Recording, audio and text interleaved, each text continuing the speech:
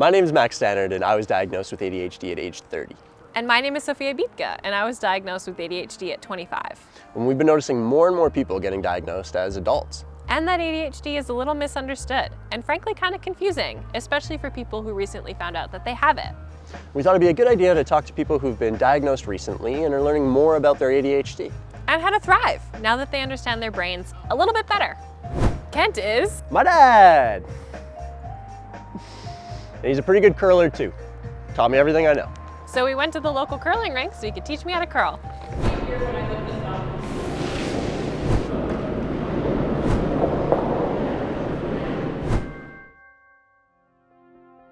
When did you get diagnosed with ADHD? About a year ago, just over a year ago. How old were you? I was 59.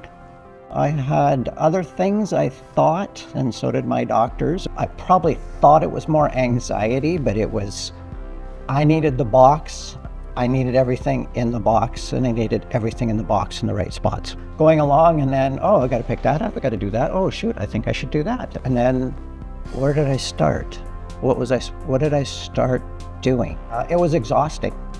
Not realizing it, but mentally, it's exhausting. I was struggling and hit a real low point. And then you had mentioned that you had been diagnosed with it and thought that I should look into that myself. And so I did. And my GP was really good. He, when I said, hey, is this genetic?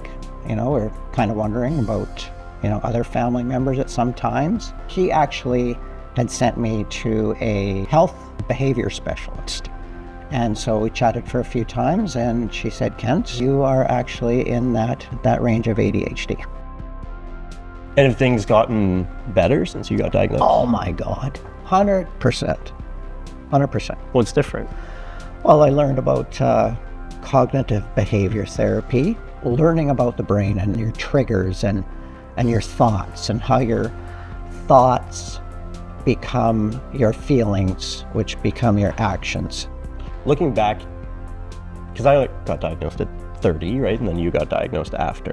Do you think you saw it in me as a kid too? I'm just like, you saw it then, but looking back. No, and I'll tell you, the thing is, always thought ADHD was the one young boy in the classroom that was disruptive.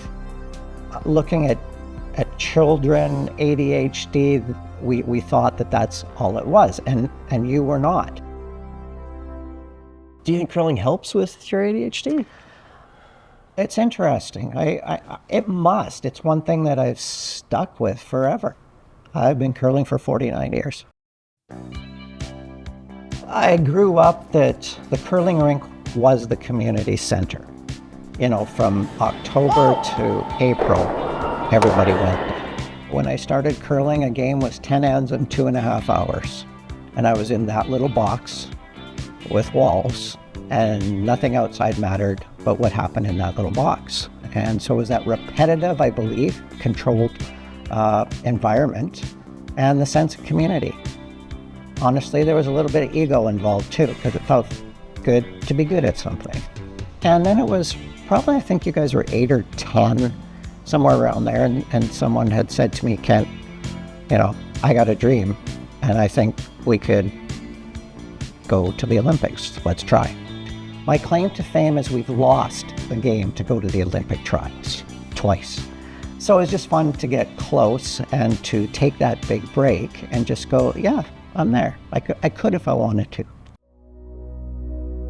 Some men, and I think this culture's changing, but with someone, they're kind of waiting for somebody to tell you that there's something wrong with you. You play through an injury until your coach is like, hey, you can't do that anymore, right? And then no one knows how you're feeling or how your brain is working but you. Well, everybody's different, and more so every mind is different.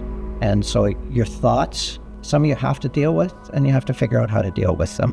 And you can't do that on your own. You need a start. You need some help. When I got diagnosed with ADHD, I was sad in a way that I thought I'd lost out on some life, that my family lost out in some really good parts of me. because I was so absorbed in other things.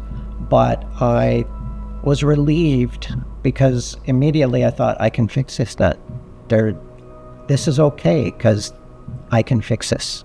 And I'm just going to put my energy into fixing it. I think our relationship's gotten better since we both got diagnosed too. For sure. Yeah. Yeah. We understand each other a little bit better. Well, each other, and then I think ourselves. I see it. I feel like the last year there's been like a huge difference in you and your, it might not even be like your outlook on life, but the way you're able to present to the rest of the world. I have found since I was diagnosed and actually taking some action, the anxiety and depression have dropped almost totally. Maybe it's part of positive thinking and being, I'm okay the way I am. And I don't have to be perfect. Good is good enough.